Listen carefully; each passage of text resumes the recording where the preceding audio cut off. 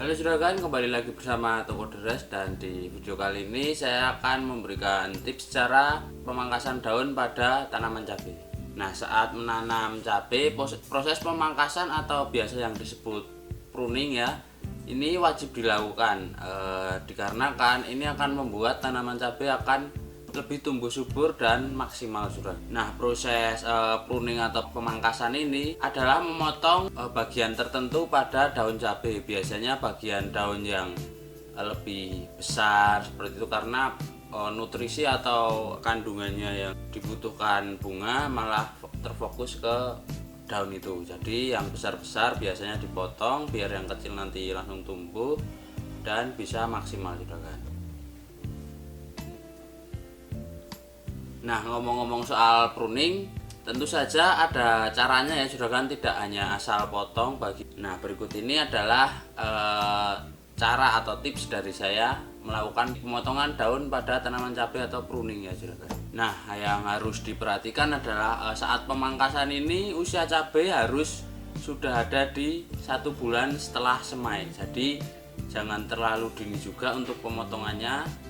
Sekiranya daun sudah tumbuh sekitar 8 helai, itu boleh di pruning atau dilakukan pemangkasan juga. Nah, untuk melakukan pemangkasannya itu di bagian paling atas ya juragan, paling pucuk.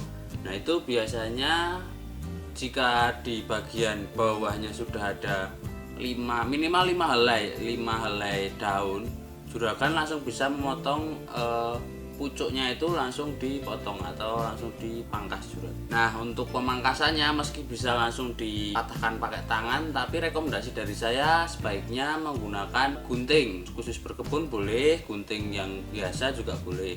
Soalnya nanti takut terkena infeksi.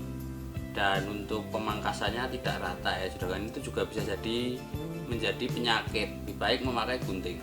Nah, untuk pemangkasannya juga harus dilakukan, kalau rekomendasi dari saya sendiri, sebaiknya dilakukan di pagi hari, karena bertujuan agar bekas yang dipangkas itu lukanya itu cepat kering dan tidak busuk atau berlendir dan nantinya menjadi jamur dan berkembang menjadi penyakit ya juragan. Nah, lebih bagus juga jika juragan memberikan pestisida organik pada bekas yang dipangkas itu juragan. Nah, itu bertujuan supaya tanaman yang setelah dipangkas itu tidak terkena infeksi. Setelah juragan melakukan pemangkasan, juragan bisa beri pupuk tambahan dengan pupuk daun ya juragan. Itu bertujuan agar mempercepat tanaman supaya tunas barunya cepat muncul juragan. Tujuan dari pemangkasan ini adalah supaya tunas utamanya itu bisa mencapai 3-5 tunas.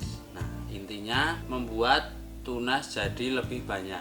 Nah, otomatis jika tunasnya banyak, nanti buahnya juga akan lebat ya juragan.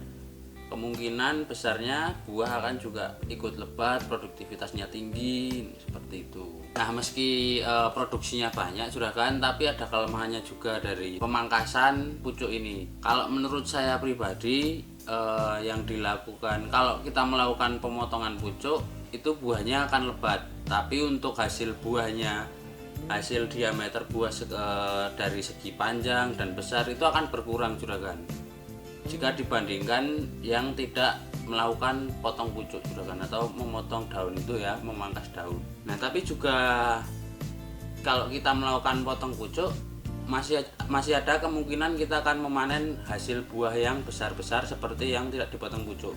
Nah, itu tergantung juga pemberian pupuk ya juragan. Pemberian pupuk juga sangat penting dan berpengaruh terhadap buahnya. Jadi kan ada pemupukan daun biar supaya daunnya, tunasnya cepat tumbuh. Nah, juragan juga bisa tambahkan pupuk yang untuk buah biar buahnya itu tambah lebat dan tambah panjang dan besar untuk diameternya. Nah, kalau metode itu sudah dilakukan, kemungkinan buahnya akan besar-besar ya juragan, karena dia ketambah dari pupuk yang untuk buahnya itu. Nah, kurang lebih seperti itu juragan untuk tips pemangkasan atau cara potong pucuk dari saya. Semoga dapat bermanfaat bagi juragan semua. Jika ada pertanyaan bisa langsung saja komen di bawah. Jangan segan-segan juragan akan kami jawab kalau kami bisa membantu ya. Oke, sekian video dari saya juragan. Sampai ketemu di video berikutnya.